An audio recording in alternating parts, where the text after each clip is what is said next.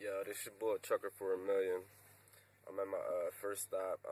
I want you to look at something right now. Think of some major goal you want, or maybe it's one you're already working on, and you have experienced a lot of setbacks, a lot of defeats. You've experienced a lot of disappointment. Maybe you've already given up, and maybe you just need a little fire, a little encouragement to get back in the game again. Here's what I want you to look at. There are winners, there are losers, and there are people who have not discovered how to win. And all they need is some coaching. All they need is some help and assistance, just a little support.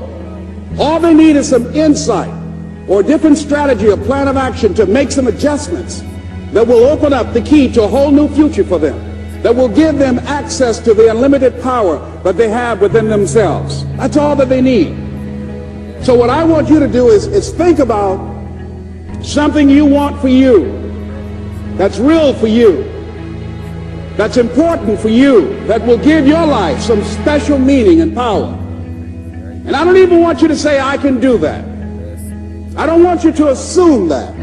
See, 5 years ago when I started out in this area, I would not have been able to make the mental leap that I would be up to where I am right now.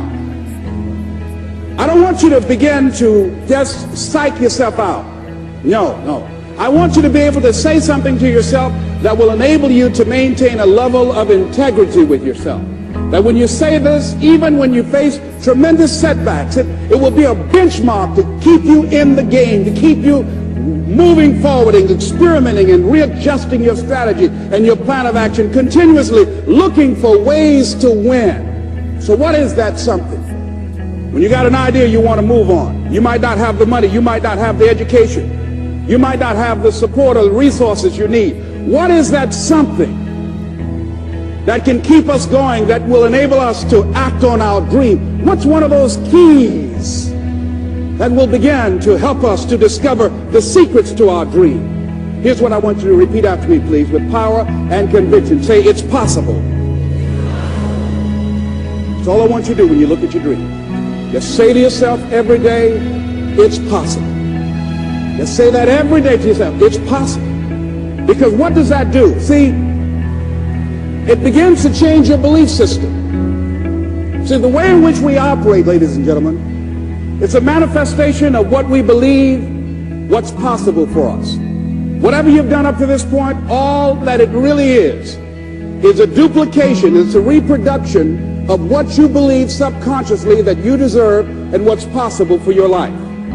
Most people operate out of their personal history, out of their memory, things they've done, things they've experienced, things they've seen, things that they have observed. What I'm suggesting that you operate out of a larger vision of yourself. I want you to see yourself doing what you want to do, experiencing what you want to experience, having what you want to have, doing what it is that gives your life some meaning and value. Operate out of your imagination, not your memory. Because whenever you look at where you want to go, I'm wanting to warn you, you will have some conversation back here after you go through the data that you've experienced in life saying you can't do it. And so what you want to begin to do is ignore that inner conversation. Well, most people, ladies and gentlemen, when something happens to them, what they do is they begin to believe that that's the way it is. That's the way it's always been. And they can't see the possibility of it being any different. Example, before April 1954, the common belief, the universal belief, because it had been tried again and again and again and people had failed, the belief was that man was not physically capable of breaking the 4-minute barrier, that he could not run a mile in less than 4 minutes. That was the belief on the planet. It had never been done. But here's what happened, ladies and gentlemen. Roger Bannister came along, and he broke the 4-minute barrier. Now here's what's significant about that. Since that time, up to this day, over 20,000 people have done it, including high school kids. What changed? 20,000 people. What changed? Here's what happened when they got on the track. They knew it had been done. And because they knew it had been done, There was a new belief about this barrier, about this goal that was unreachable. And those 20,000 people got in a race believing, knowing in their heart that someone had done it, that it's possible, that they could do it. And I'm saying that if you know anybody that had some goal, some dream, something they wanted to do, and they did it, then I'm saying that you know in your heart that if someone has done it, then you can do it. It's possible. And that if someone can make their dream become a reality, that it's possible that you can make your dream become reality. And so as you begin to look at where you want to go, beginning to embrace that, it's possible. I'm blessed and highly favored. I've got a lot going for me. I got some good stuff in me. And it's possible that I can bring my greatness out here in the universe. That I can do what I want to do. It's possible I can write my own book. I can have my own business. I can take the trip and travel around the world. It's possible. I can bounce back from adversity and reinvent my life. It's possible. Regardless of where I am, that things can get better for me. It's possible. I'm thinking about two men right here in Chicago who were fairly successful, similar background, educated. They worked for a corporation for many years, and they were among many people that were laid off. Two guys who were very good friends. One went out looking for a job for several weeks along with the other one, and they faced disappointment and rejection again and again and again. They couldn't find any work, which is the story of many people across this country. One guy stopped. He became discouraged. He stopped going. He stayed home looking at television, became very argumentative and toxic with his wife, drinking beer, getting on the phone, talking to his other negative, unemployed friends.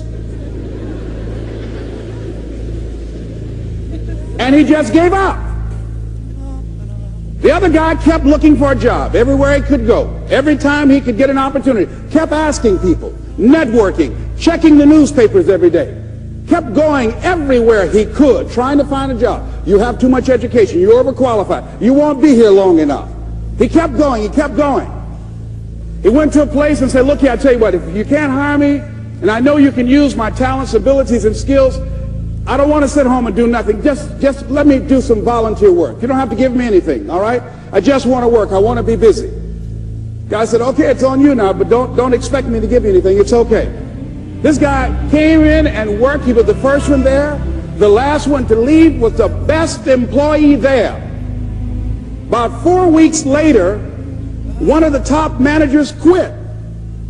They were looking for a replacement. Guess who they selected? This other guy. This guy who was volunteering his time. He got the job.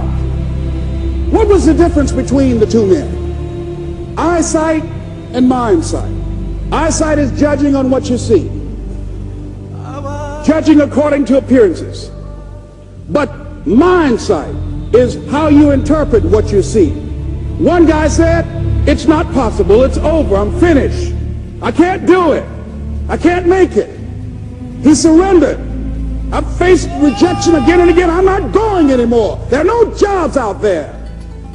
But this other guy, he felt that in spite of the no's and rejections, in spite of how bad the economy is, in spite of what the newspapers are saying, that it's possible that somebody somewhere will give me a job. He just kept going, thinking it was possible. And guess what, ladies and gentlemen? That's what we have to do with our dreams.